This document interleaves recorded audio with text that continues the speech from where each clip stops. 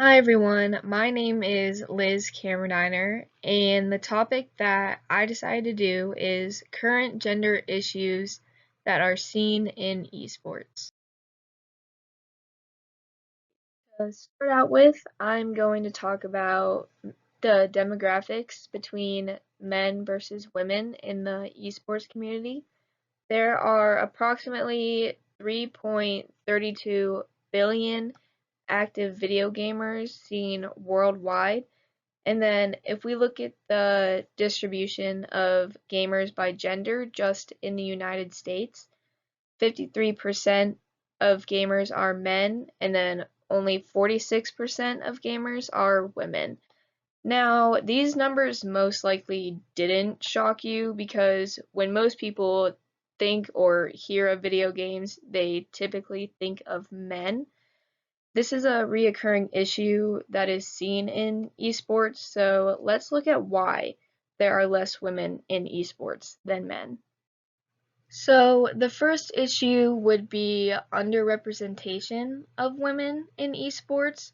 So only around 8% of the estimated 5,000 varsity college esports competitors in the United States are women.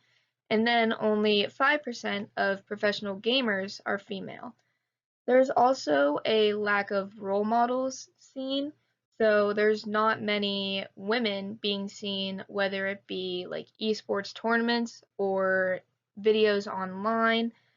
And even though the community is open to both men and women, it is a very male dominated field. And this applies to the players themselves, but also management and members of esports associations. So, with the lack of role models, women can't identify themselves because there's not many women that they can look up to. And then females also have a lower earning in esports, so winnings among the top 10 males ranges from $3.6 million to nearly $7 million, while among female esports professionals, the range is just $50,000 to $358,000. Now we are going to talk about the stereotyping that is seen throughout the gaming community. Now, stereotyping is mainly because of societal norms. It is seen as a male thing and men can do it. It's very normal, acceptable, but if a woman does it, then it's seen as weird. And then women are also seen as not serious if they game. They are taken less seriously or they're less skilled than the men who play video games. And stereotyping is not just seen in real life scenarios, but it is also seen in video games themselves. So most of the female characters that you see within video games are very hypersexualized. They will have prominent breasts, accentuated butts, and have provocative clothing most of the time.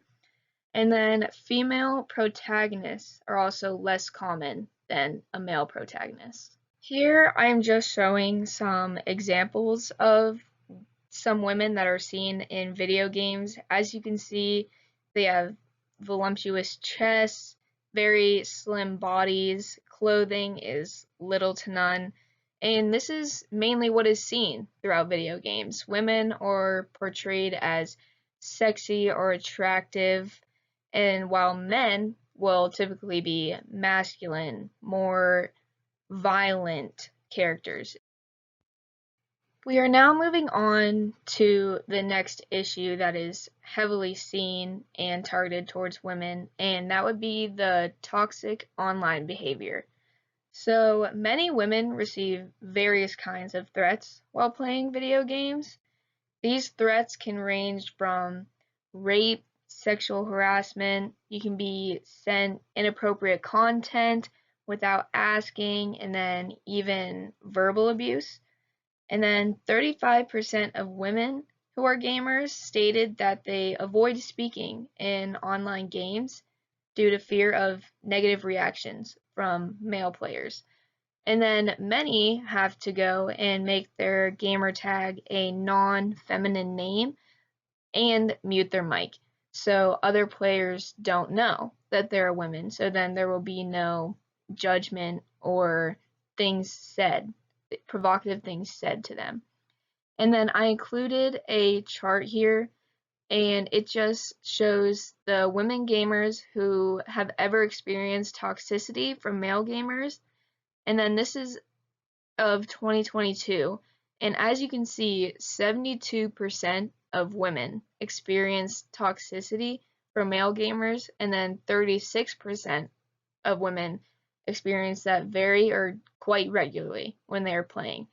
And even I have experienced this myself.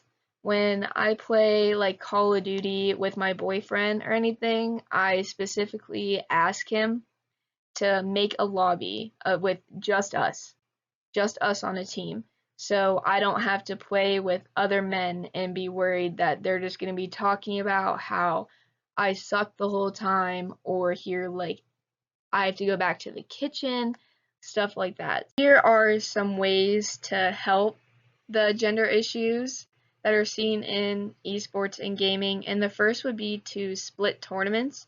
So you could have a male tournament and a female tournament, but this is a controversial thing because it's kind of defeating the purpose of the issue, because you're trying to make esports very diverse and as one. So if you split between male and female tournaments, it'll seem like you're dividing the two instead of merging them both and making it so men and women can play together. And then another way would be to promote female representation. So on media, more women need to be shown playing video games or speaking about it or in esports tournaments. And then the last thing would be to create an inclusive environment. So create these environments that are diverse and welcome everyone, and there are no stereotypes or anything like that. Alright, I hope you all enjoyed my presentation on the current gender issues in esports.